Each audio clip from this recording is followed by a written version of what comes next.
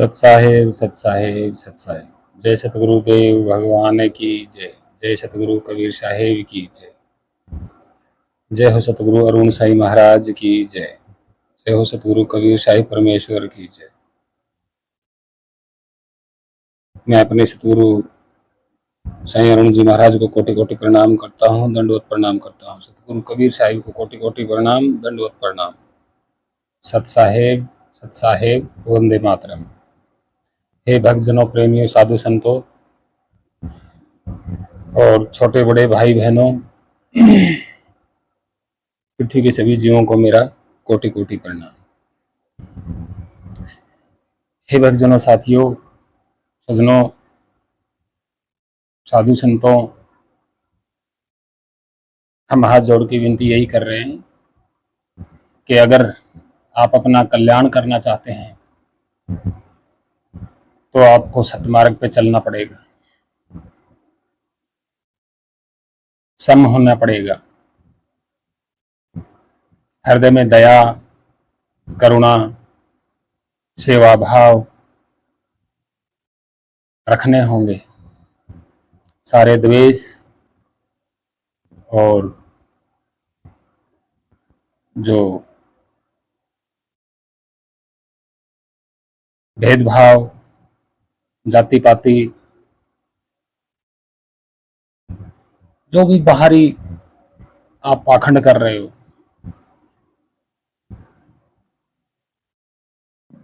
इनसे आपको दूर होना ही पड़ेगा।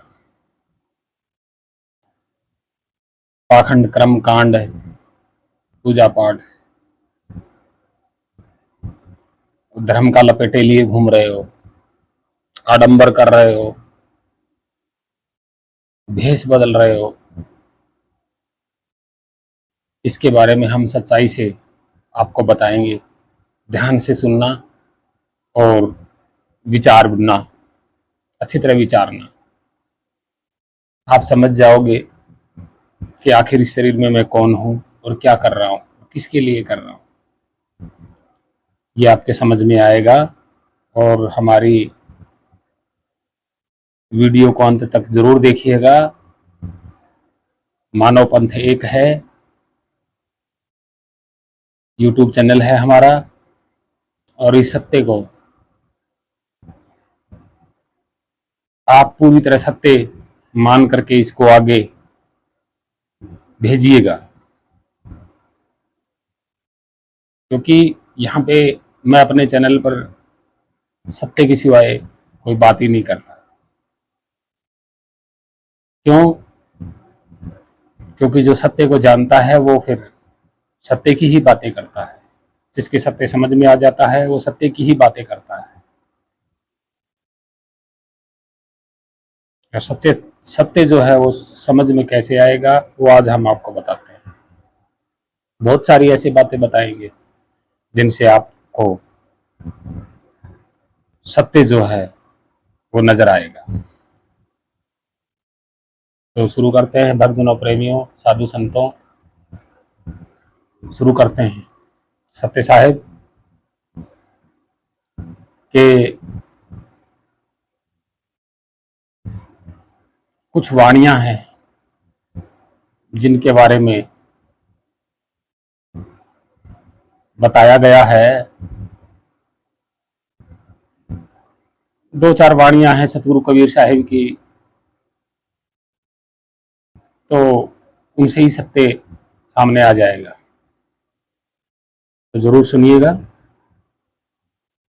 और देखिएगा, समझिएगा। कुछ यूट्यूब चैनलों पे आते हैं कि पहले सुरती को जानो। हमने पिछली वीडियो में बताया था, सुरती एक सुरत सकल का नाम है, रूप का नाम होता है। जैसे मेरी सूरत, मेरी सकल रूप, किसी और की सूरत, सकल रूप, स्वरूप, आकार प्रकार, इसको बोला जाता है सूरत। तो सूरत इसलिए उसको सूरत कहा गया है। सूरत मतलब चेहरा, रूप, स्वरूप। तो रूप को ही सूरत कहा गया है। चाहे वो बॉडी की सूरत हो, ये शकल सूरत किसी की भी हो, उसको कहा गया सूरत। एक एग्जाम्पल के तौर पे, हवा के पास क्या है? हमारे जैसा स्थूल शरीर है हवा के पास? नहीं है, लेकिन फिर भी हवा जिंदा है, स्थूल शरीर नहीं है उसके पास। अब हवा के पास ना आंख है, ना कान है, और ना कोई शरीर है, ना मुंह है, ना कोई ढंग से कोई शरीर है। क्या हवा अपना स्वरूप जान सकती है? ये विचारणीय बात है, भक्तजनों प्रेमियों, विचारियो इसको। हवा अपना स्वरूप कभी नहीं जान सकती, क्योंकि उसके पास ये सब शरीर नहीं है, ध्यान नहीं है, आंख नहीं है, कान नहीं है, मुंह नहीं है, मतलब ये शरीर ही नहीं है हवा के पास। और हवा के ऊपर कोई प्रकाश भी नहीं पड़ सकता, चाहे रात हो या कितना भी प्रकाश हो। हवा को कभी कोई देख नहीं सकता। हवा को बंद करके तोला जा सकता है, लेकिन देख नहीं सकता हवा को।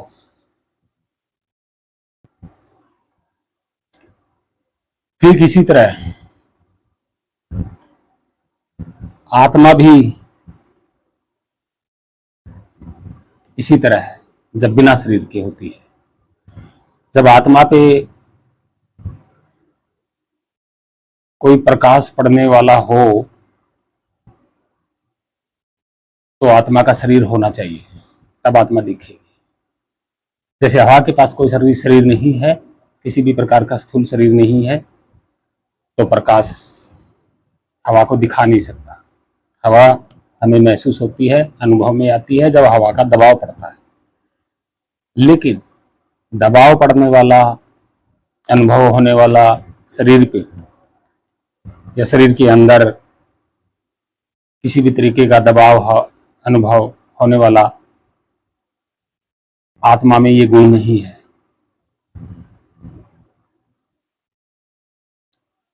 और हवा अपने चेहरे को नहीं जान सकती कि मेरा चेहरा क्या है, मेरा आकार प्रकार क्या है।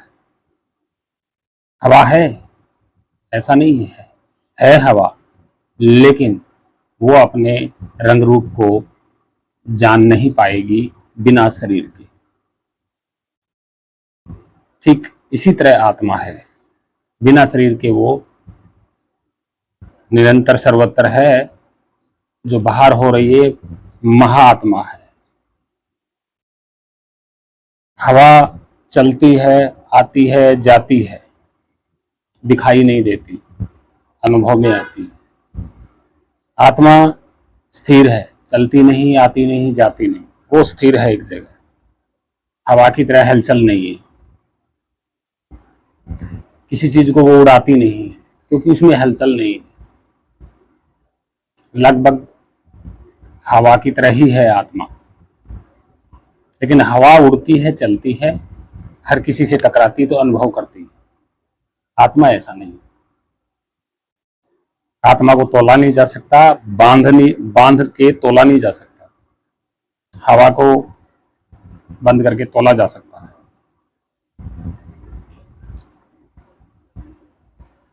तो सुरती ने क्या, इसी सुरती ने, यानी कि सुरत ने, इस आत्मा ने ये शरीर धारण किया हुआ है, और इस शरीर के माध्यम से चित्त जागृत है। चित्त यानी कि वो सूक्ष्म शरीर आत्मा का ही है। जो वो चित्त है उसमें स्वयं आत्मा ही है, अलग नहीं है चित्त से। अंदर भी वो चित्त के साथ है और बाहर जो महा आत्मा है, महाशब्द है, ये भी चित्त के साथ है, मतलब अलग नहीं हो सकते।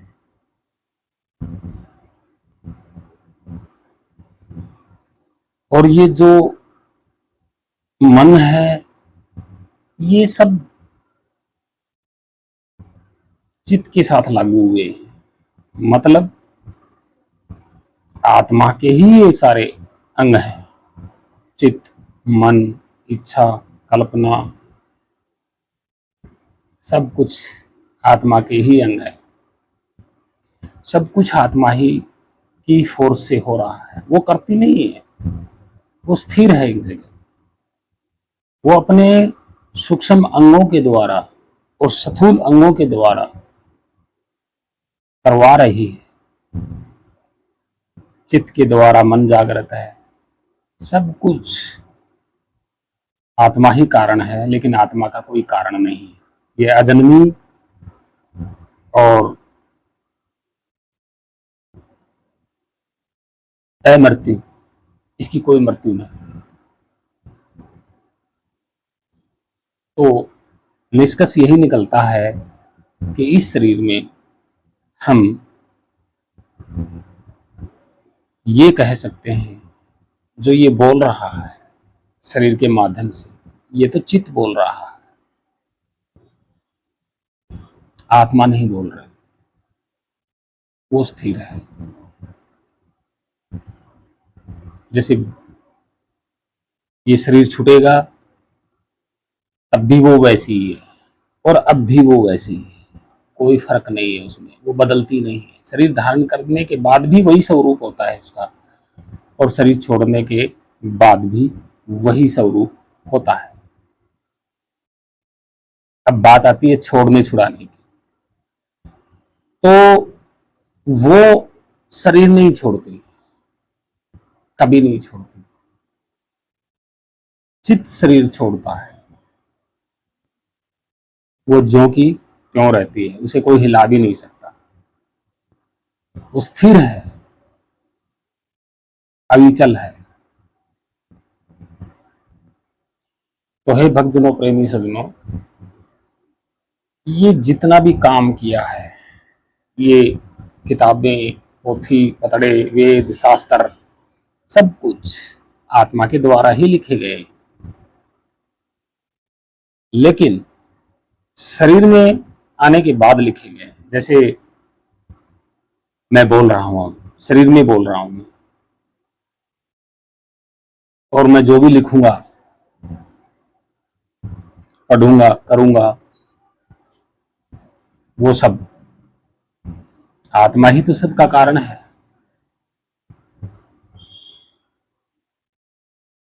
अभी क्या होता है, सतगुरु कबीर साहब ने कहा ना, अष्टदल कमल। अब जानिए अष्टदल कमल क्या होता है। अष्टदल कमल की पूरी सच्चाई बता रहे हैं हम आपको। देखिए, कमल जो शब्द है, ये बहुत पुराना है। संस्कृत जो भाषा है ना, इससे भी पुराना है। धम्मलिपि, पाली भाषा, ब्रह्मलिपि में ये आज का नहीं है। संस्कृत तो बहुत बाद में बनी है, उससे पहले का कमल शब्द है। इसको बोलने में थोड़ा सा अलग अलग हो सकता है। जैसे कमल, कंवल, दो तरीके से बोला जाता है, एक तो कंवल, एक कमल। अष्टदल कमल का क्या मतलब होता है, हम आपको बताते हैं।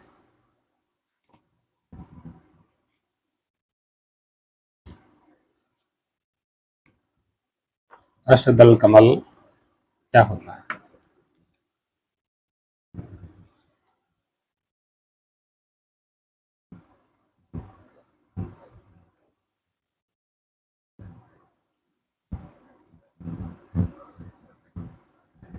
ये तस्वीर देख रहे हो,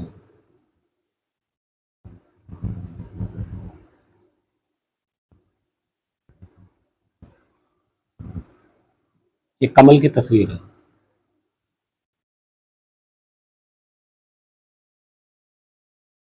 ये देखो, कमल की तस्वीर है ये। और इसमें ये देखना है, ये जो पत्तियां हैं, एक पत्ती को एक दल बोला जाता है, एक पत्ती को एक दल बोला जाता है। और ये जो घेरा है अष्टदल कमल का, ये पूरा का पूरा गोलाई, पूरी की पूरी ये गोलाई जो है अष्टदल कमल की, इसकी मात्र जो गोलाई होती है वो 15 इंच होती है। गोलाई जो है वो 15-16 इंच होती है, इतना बड़ा होता है। ध्यान से समझिए अष्टदल कमल का इतिहास सच्चा। अब इस पंखड़ी की जो ये पंखड़ी, एक इसको एक दल बोला जाता है, एक दल। अब मैं दिखाता हूं, देखिए इंची टेप है, ठीक है, इंची टेप है ये। अब इसका ये कमल मानो आप, और इसका जो ये राउंड है, ये राउंड है, ये कमल का राउंड है, जैसे हमारा सिर का राउंड है, ठीक है। ये भी 20 इंच तक होता है, 20 इंच तक होता है, 20-22 इंच तक होता है। तो जो कमल का ये राउंड है ये 15-16 इंच का होता है, यानी कि कमल इतना बड़ा होता है, सिर से भी थोड़ा सा हल्का सा बड़ा हो, फैलाव में हो सकता है या छोटा भी हो सकता है। अब एक कमल दल किसको बोला जाता है? एक कमल दल किसको बोला जाता है? एक पंखुड़ी को। ये जो पंखुड़ी होती है, आप देख रहे होंगे, ये जो पंखुड़ी होती है इसको एक कमल दल बोला जाता है, एक कमल दल। और एक कमल दल की मोटाई जो होती है वो होती है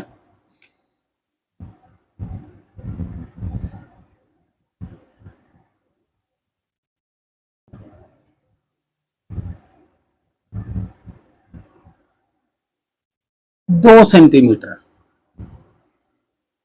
एक कमल दल की मोटाई 2 सेंटीमीटर होती है, यानी कि एक पत्ते की मोटाई। जो एक पत्ता होता है कमल का, देखा होगा, उसको एक दल बोला जाता है, और उसकी जो मोटाई होती है वो ज्यादा से ज्यादा 2 सेंटीमीटर होती है, यानी कि इतनी सी मोटाई होती है, इतनी सी मोटाई। अब इस मोटाई को एक उंगल भी कहा जाता है। जैसे इस किताब की मोटाई है, एक उंगल नहीं है, बहुत कम है, ठीक इसी तरह एक पंखुड़ी का जो दल होता है मोटा, आपने देखा होगा जो गंवार पेठा होता है और उसका जो पत्ता होता है वो कितना मोटा होता है, एक उंगल से भी ज्यादा मोटा होता है, 1.5 उंगल के भी मोटे पत्ते होते हैं।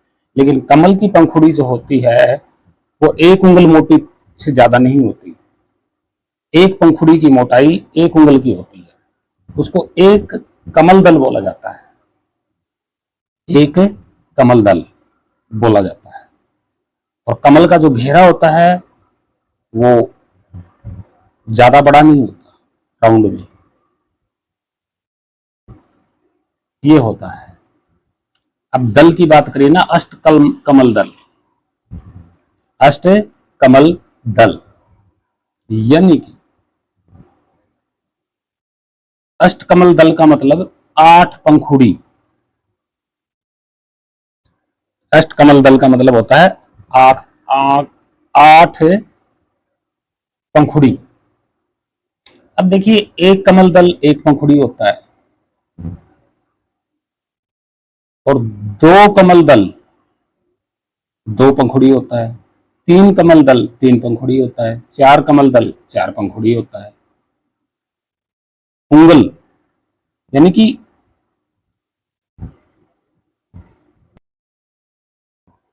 यानी कि एक उंगल, एक पंखुड़ी एक उंगल मोटाई होती है। ठीक है जी। कबीर साहब ने कमल इसको बोला है, सिर को। ये जो सिर होता है ऊपर, जो ये हेड होता है, इसको एक कमल बोला है, एक कमल। और अष्टदल बोला है, अष्टदल, यानी कि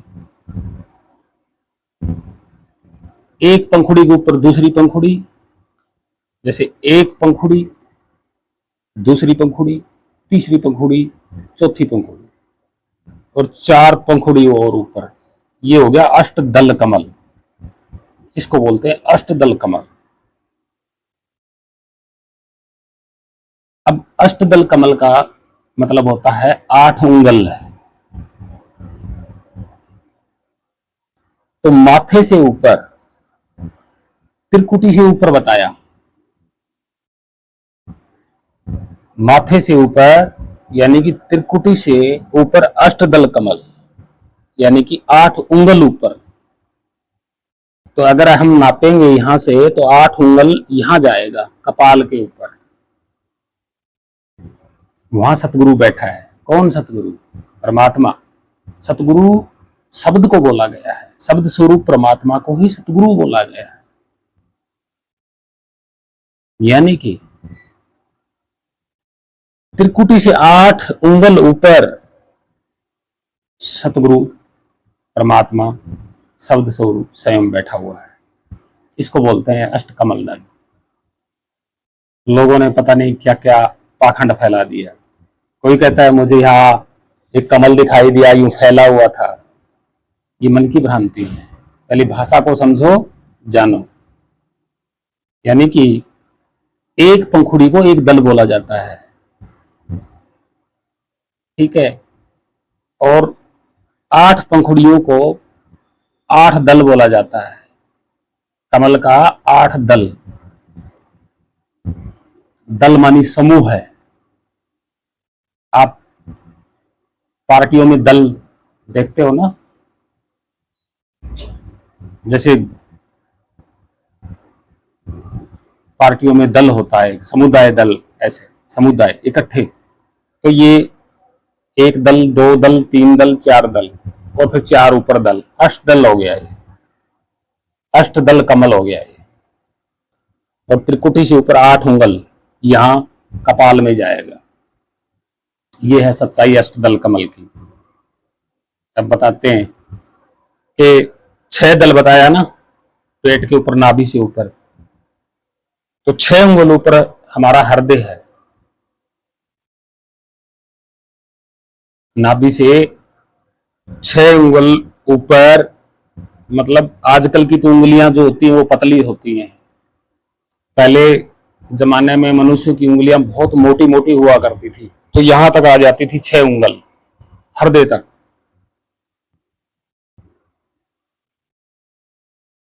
फिर 12 उंगल, उंगलियों से शरीर का नाप तोल होता है ये। इसको अष्टदल, इसको कमल दल बोलते हैं। ये योगियों का नाप तोल है। उंगल दल या कमल दल बराबर होता है, कोई फर्क नहीं होता। ये दिखने वाली चीज नहीं होती, ये नाप तोल होता है ऊपर तक।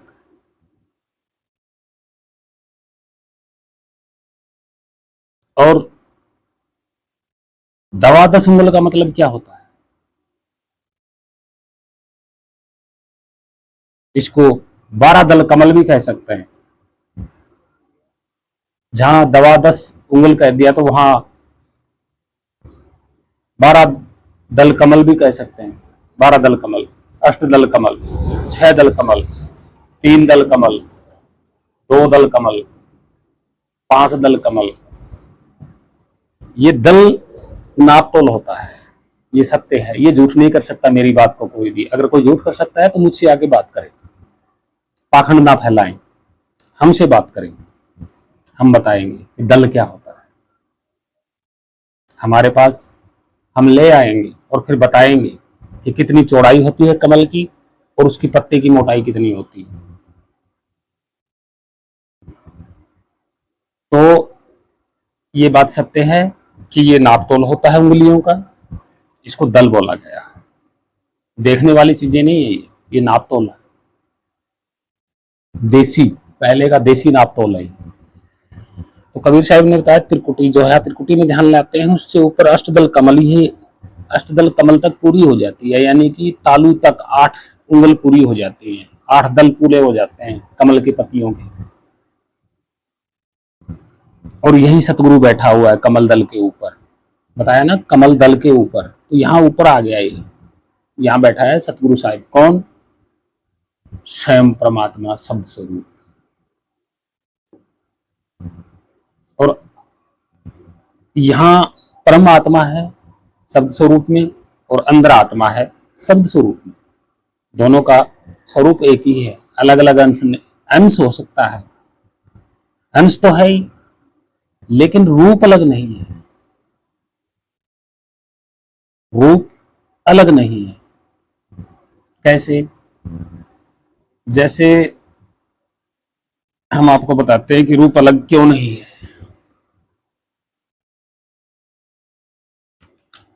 ये पेज है, देख रहे हो आप,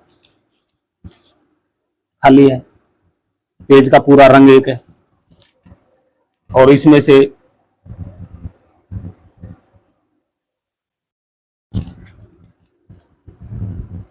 ये देख रहे हो, इसमें से एक अंश ने शरीर धारण कर लिया, एक अंश ने शरीर धारण कर लिया, तो जो टिक्की के भीतर अंदर जो कलर है ये भी व्हाइट है, और बाहर वाला भी व्हाइट है। तो ये व्हाइट वाला कम जरूर है, लेकिन रंग दोनों का एक है। इसमें मैंने क्या दिखाया कि एक बूंद ने शरीर धारण कर लिया, बाहर जो नीले कलर का जो घेरा है ये शरीर है, भीतर जो व्हाइट कलर है वो ही बाहर है, वो ही बाहर है, जो अंदर व्हाइट है वही बाहर व्हाइट है, रूप एक है। तो भक्तजनों प्रेमी ध्यान से समझना इस प्रैक्टिकली। अब आते हैं सकल। तो सकल वही था ना, वो जो कलर था वो अपना, ये जो आत्मा अंदर बैठी है ये अपना रंग रूप कलर, अपनी सूरत चेहरा ये सब भूल गई शरीर को पकड़ के, और सोचती है कि बस मैं ही हूं, मेरे जैसा कोई नहीं है। तो ये हैं कौन? ये हम ही हैं, दूसरा कोई नहीं है। शरीर में हम बैठे हैं, देखा जाए तो हम आत्मा के ही अंश हैं। फर्क क्या है? अब ये आत्मा जो है अपना स्वरूप तो भूल गई यहाँ आके, अब ये अपना स्वरूप जानेगी कैसे? सवाल ये है, कैसे जानेगी बताते हैं। अपनी ये बाहर आंखें हैं, ठीक है जी, हम दूसरे की हर एक चीज को देख सकते हैं, लेकिन हमारे कान और हमारा मुंह नहीं देख सकते हम अपनी आंखों से, कभी नहीं देख पाएंगे, कभी भी नहीं देख पाएंगे। कैसा है कैसा नहीं है, कान कैसे हैं, आंख कैसे है, बिना दूसरे दर्पण के सहारे, बिना दर्पण के हम अपने कान का आकार कभी देख ही नहीं पाएंगे, कभी नहीं देख पाएंगे। तो हाय हे भक्तजनों प्रेमियों, हाथ जोड़ की विनती है कि अपनी आंखों से आप अंदर बैठे को कैसे देख लोगे, आप अंदर में बैठे हो उसको कैसे देख लोगे? वो जो बाहर की ये चीज नहीं देख पा रहे आप बिना दर्पण के, बिना किसी सहारे के, तो आप बताइए अंदर जो बैठे हैं, बैठे हो, वहां तक आंखें कैसे देख लेंगी? और जो यहाँ ध्यान लगाते हैं त्रिकुटी में, और मन की कल्पनाओं के अनुसार प्रकाश देखते हैं, वो देखते हैं, वो किसका देख रहे हो भाई? अपना प्रकाश देख रहे हो तो वैसा ही प्रकाश बाहर भी होना चाहिए, क्योंकि परमात्मा का रूप और आपका रूप, आपकी आत्मा का स्वरूप तो एक ही है, प्रकाशमय नहीं है। बाहर तो कोई प्रकाशमय स्वरूप नहीं है परमात्मा का, अंदर में प्रकाशमय स्वरूप कैसे हो गया, बदल कैसे गई वो। तो ये पाखंडी गुरु जो बैठे हैं ना, ये फैला रहा है ये ढिंडोरा कि वहां ध्यान लगाओ, फलाने ध्यान लगाओ, धिकड़े ध्यान लगाओ, यहां ध्यान लगाओ। हे भक्तजनों प्रेमियों, आपको अपना स्वरूप ढूंढना है, और जब आप अपना स्वरूप ढूंढ लेंगे तो परमात्मा का स्वरूप भी ढूंढ लेंगे। फर्क कुछ नहीं है।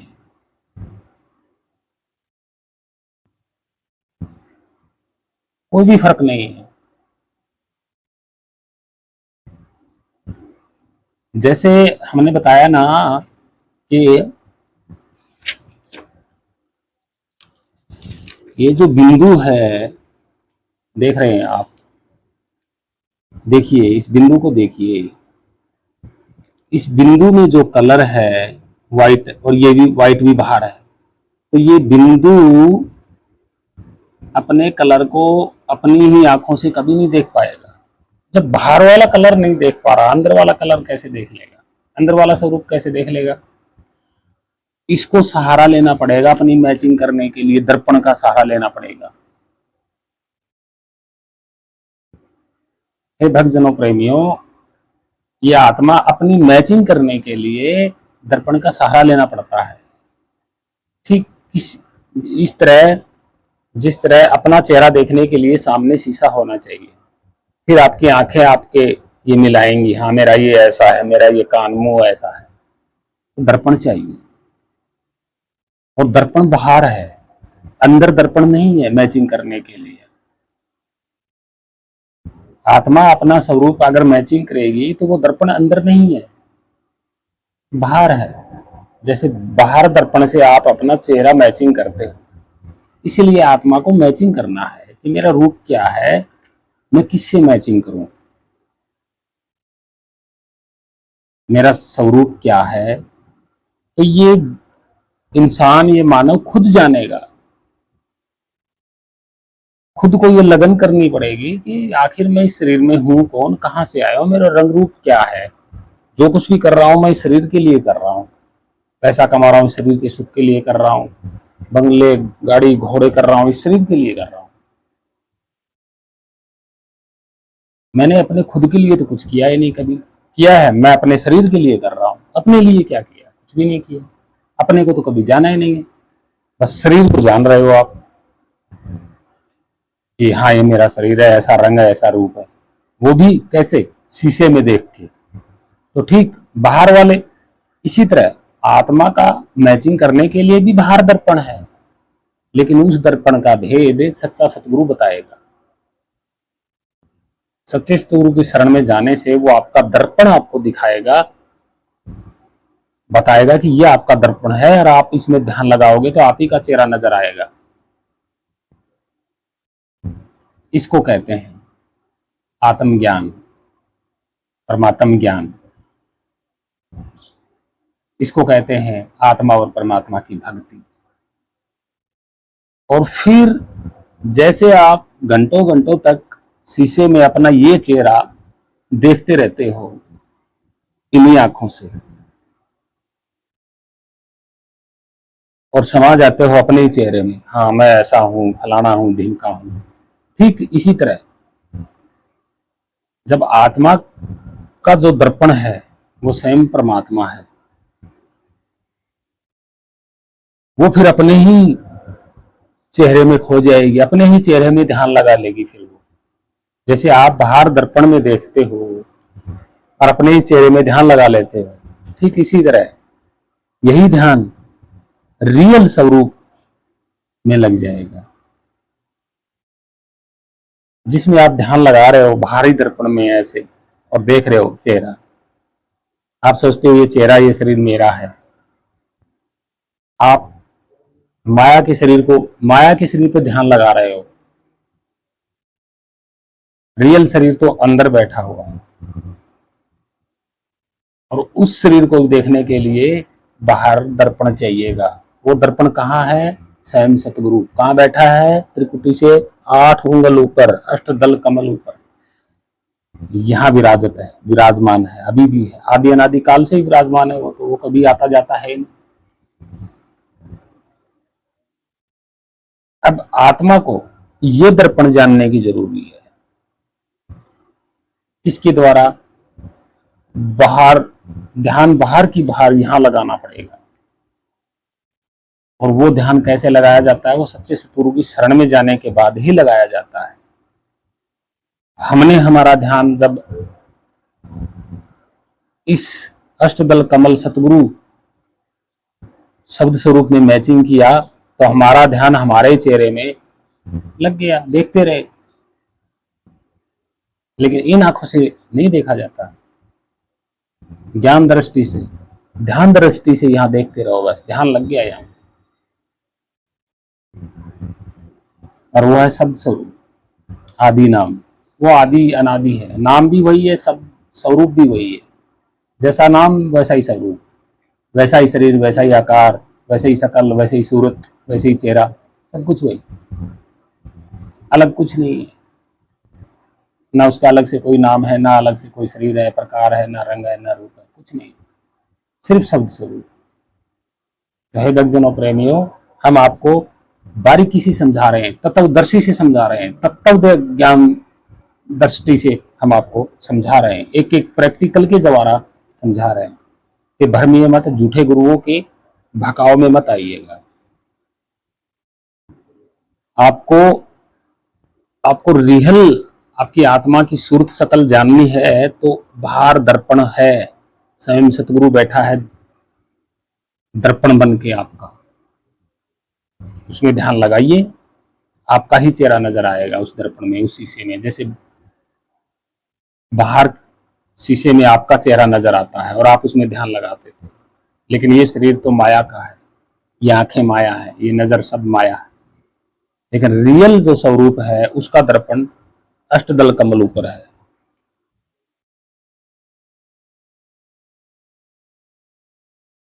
और इसी को 12 उंगल बताया गया है, दवा 10 उंगल। दवा 10 उंगल यहां से शुरू है, नाक से ऊपर से, 4 4 8 और 4 12, यही दवा 10 उंगल है। अष्टदल कमल त्रिकुटी से ऊपर 8 उंगल ऊपर अष्टदल कमल कहलाता है। यानी कि 8 पंखुड़ी कमल की, 8 पत्तियां ऐसे लगाएंगे तो 8 अष्टदल हो जाएगा, ये कमल बोला गया है। ये है सारा खेल कमल का, सच कमल की सच्चाई, आत्मा सुरत की सच्चाई, स्वरूप की सच्चाई, ये जानना है। और इसके लिए आपको मंत्र पढ़ने की जरूरत नहीं है, वो मंत्र तंत्र वाला सतगुरु नहीं है, वो तो हमेशा यहीं बैठा रहता है, अष्टदल कमल के ऊपर, दवादश कमल के ऊपर, यानी कि 12 उंगल ऊपर, यहां से 8 उंगल ऊपर, यहीं बैठा रहता है। वो तो है यहीं, स्थिर है एक जगह, वो आता जाता थोड़ी है। तो है भक्तजनों, प्रेमियों, पाखंडी गुरुओं से बचे। ना इसका कोई नाम है, ना आपकी आत्मा का नाम है, ना इस परमात्मा का कोई नाम है। ये स्वयं शब्द स्वरूप है, आत्मा भी और परमात्मा भी एक ही रंग रूप, एक ही कलर, एक ही सूरत शकल, सेम है, कोई फर्क नहीं है। आपको जानना है, सच्चे सतगुरु के द्वारा भेद लेना है, बस आप अपने ही स्वरूप में खोए रहना, ध्यान लगाते रहना, अपने स्वरूप को मत भूलना। आपका स्वरूप परमात्मा का स्वरूप एक ही है। जैसे शीशे में दूसरा चेहरा और आपका चेहरा दोनों एक ही होते हैं, आप अपने चेहरे में खो जाते हो, बस।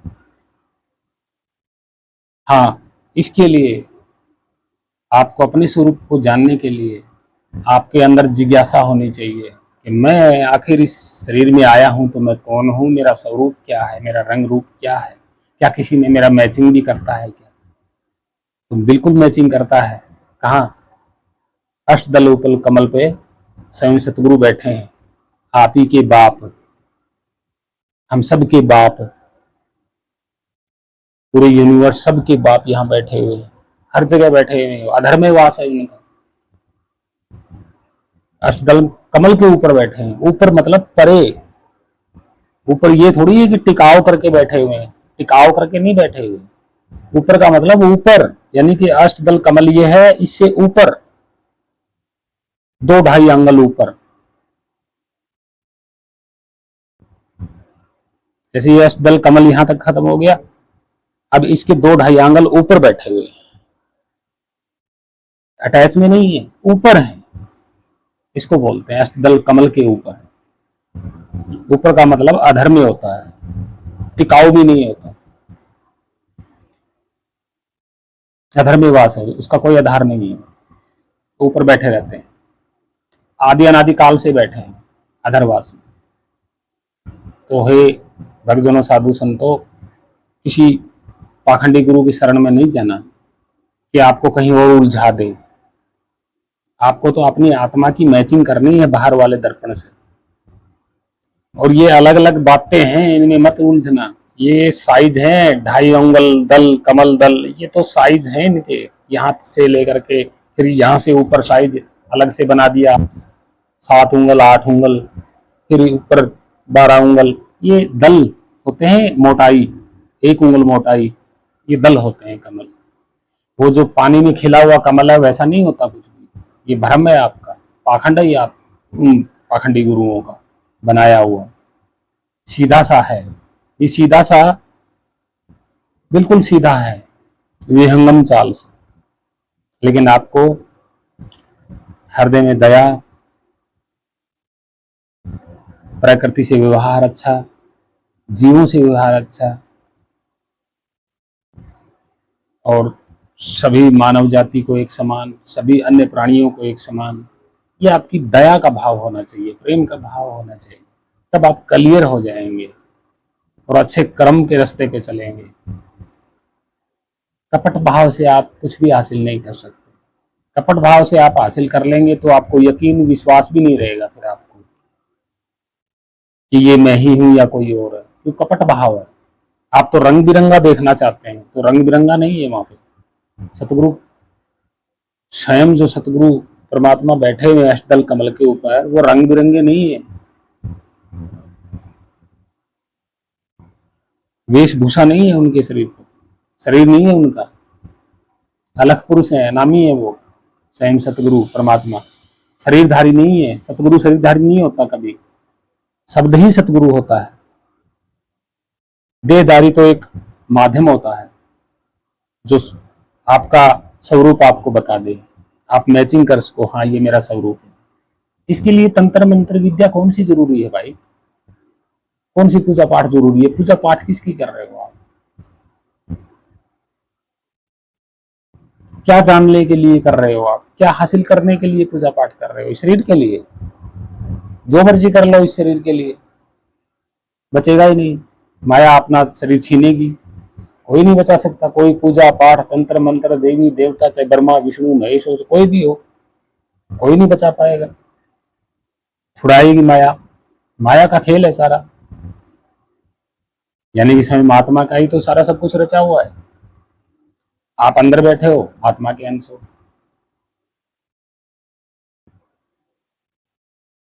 क्या माया के मंत्र पढ़ोगे? अभी माया बनाई किसने है? आत्मा ने तो माया बनाई है, तो आप माया के मंत्र पढ़ोगे ताकि ये शरीर बचा रखे। पाखंड मत करो, पाखंडी गुरुओं से बचिए हे भक्तजनों, प्रेमियों, हे मानव जाति, पाखंडियों से बचिए। अगर जानना है तो अपना स्वरूप जानिए, मैचिंग करिए। बाहर दर्पण हो रहा है, आपकी ही सूरत, यानी कि आपकी शकल रूप यहां बैठा हुआ है, मैचिंग करने के लिए दर्पण। ध्यान के द्वारा आप जान सकते हैं। इन आंखों के द्वारा, इन आंखों में भ्रम में मत पड़िएगा। इन आंखों, ये आंखें भ्रमित करने वाली माया है। जब आप इन्हीं आंखों से अपना ये चेहरा नहीं देख सकते, अंदर वाला कैसे देखोगे इन आंखों से? ये तो भ्रमित है सब कुछ। और वहां कोई कमल वल नहीं है। आप सोच रहे हो कमल है कोई ऐसा खिला हुआ, नहीं, सशस्त्र दल मतलब, सशस्त्र दल का मतलब क्या होता है? सशस्त्र दल का मतलब क्या होता है? शस्त्र का मतलब हजारों दल, ऊंचा एक रस मिलेगा आपको। सशस्त्र दल कमल का मतलब ये होता है। तो हे भक्तजनों, प्रेमियों, साधु संतों, आपको समझ में आ गया होगा कि अष्टदल कमल क्या होता है, माया क्या होती है, सुरत क्या होता है, जीव क्या होता है, ये माया क्या कर रही है, अपनी ही गुणों को साथ लेकर के ये सब कुछ कर रही है, सब कुछ लिख रही है, पढ़ रही है, सब कुछ बना रही है। ये सब माया ही तो कर रही है। किसके द्वारा? आत्मा के द्वारा, यानी कि आपके स्वयं के द्वारा ही सब कुछ हो रहा है। जो कुछ भी बना है, जो कुछ भी आप देख रहे हो इन आंखों से, आत्मा के गुणों से ही सब कुछ उत्पन्न हुआ है। और ये आत्मा अपना यहाँ अंदर आके अपना स्वरूप भूल गई। अब ये भटक रही है, कभी कोई शरीर पकड़ लेती है, कभी कोई शरीर पकड़ लेती है। चित्त के ऊपर बैठी हुई है, चित्त के ऊपर फोर्स है इसकी। चित्त आवाजाही कर रहा है। चित्त कभी किसी शरीर में आ जाता है, कभी किसी शरीर में आ जाता है। जन्म वो भी नहीं लेता, वो एक से अनेक हो रहा है, अन्य शरीरों में फिट हो रहा है। कभी किसी शरीर में, कभी किसी शरीर में, कभी किसी प्राणी के शरीर में भटक रहा है। जैसे उसने कर्म किए, ये समय चल रहा है, काल चल रहा है, ये इसी के चक्कर में रहता है, घूम रहा है। स्थिर होने का स्थान नहीं मिल रहा है इसको। ये आत्मा भूली हुई है अपने स्वरूप को, अपने रूप को, शकल को, सूरत को। मैं कैसी हूं, कैसी नहीं हूं, इसको कहते हैं सूरत। जैसे मैंने यहाँ कोई टीका लगा लिया, लगाया तब तो याद था, लेकिन बाद में काम में व्यस्त हो गया, मैं इस टीके की सूरत मैं ये भूल गया कि मेरे यहाँ कोई टीका भी लगा हुआ है। ये हुआ आत्मा के साथ। जैसे शरीर धारण किया, भूल गई है पहले वाला स्वरूप अपना। तो यहाँ ना कोई भक्ति है कर्मकांड पूजा पाठ की, ना कोई यहाँ पाखंड की भक्ति है। और गंगा में नहाने से कौन से पाप धुलेंगे भाई आपके? आप तो शरीर धो रहे हो ना, अपने चित्त को तो धोया ही नहीं। वो तो प्रेम, दया, भाव, करुणा से, समानता से, सम होने से धुलेंगे वो पाप तो। और वो भी ऐसे नहीं धुलेंगे, आगे के लिए अच्छे करने हों, सेवा भाव, करुणा, दया, प्रेम, सबके लिए सम, एक समान।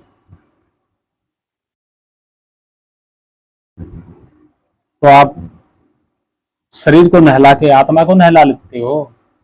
अरे भाई, उसको तो कोई पकड़ ही नहीं सकता, पानी डाल ही नहीं सकता, प्रकाश उसको दिखा नहीं सकता, जो है अग्नि जला नहीं सकती, पानी गड़ा नहीं सकता उसका। तो धो किसको रहे हो गंगा में? शरीर को? या अंदर बैठे हो खुद आप अपने आप को धो रहे हो? अपने आप पे तो कुछ लगा ही नहीं सकता, पकड़ ही नहीं सकता कोई। तो जल कैसे धो देगा?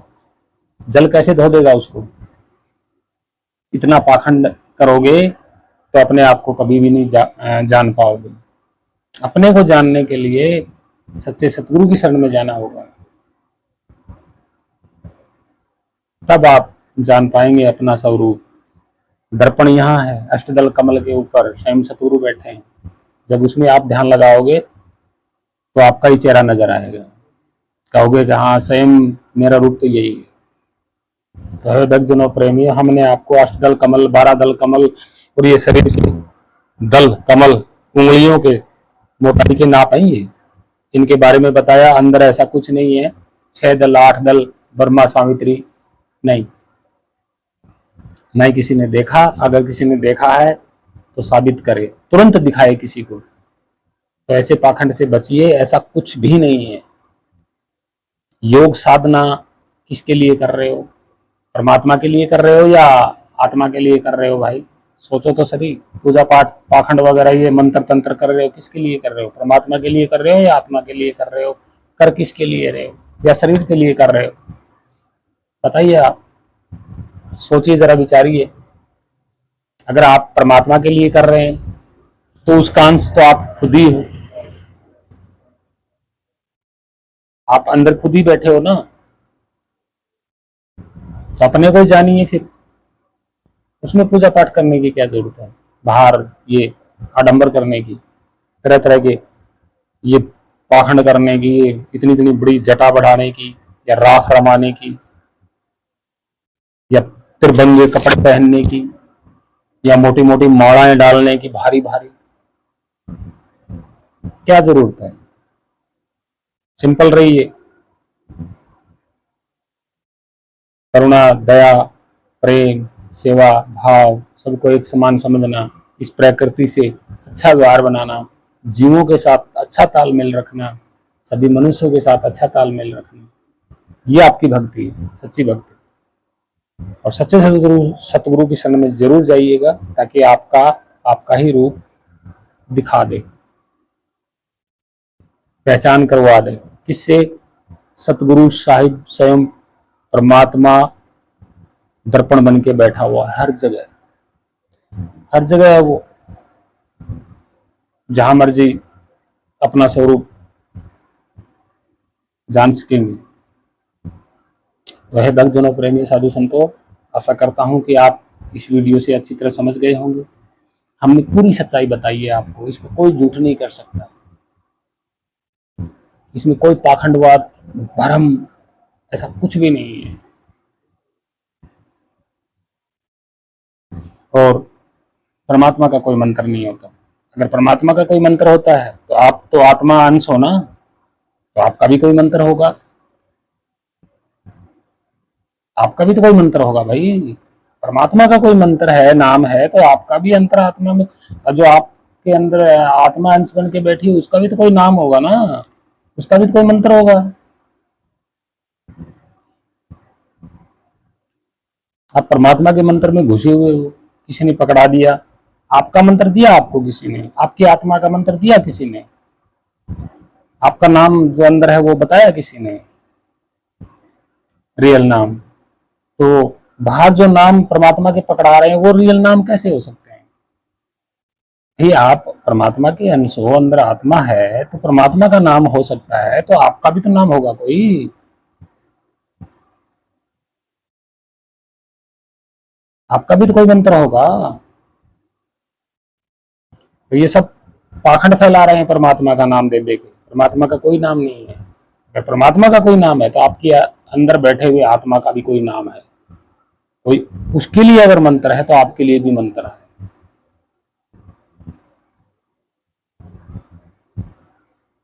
तो ऐसे पाखंडों में, ऐसे पाखंडी गुरुओं के चक्कर में मत पड़ना, नहीं तो किसी भी जन्म में आप अपने स्वरूप को नहीं जान पाएंगे और ना ही परमात्मा स्वरूप को जान पाएंगे। वो आदि नाम है, जो उसका आदि नाम है वही आपका अंदर आदि नाम है, जो उसका रूप है वही आपका रूप है अंदर, जो आप स्वयं एक झीना बन के हो रहा है हर वक्त, कभी नहीं रुकने वाला, कभी जन्म ना लेने वाला, कभी ना मरने वाला, जिसके आप अंश हो। आपके अंदर जो आप खुद समय अंदर हो, आपका नाम, उसका नाम एक है, इसका रंग, उसका रंग एक है। अगर आप समझते हो कि ये अंदर प्रकाशमय है, तो बाहर प्रकाश क्यों नहीं है उसका, परमात्मा का?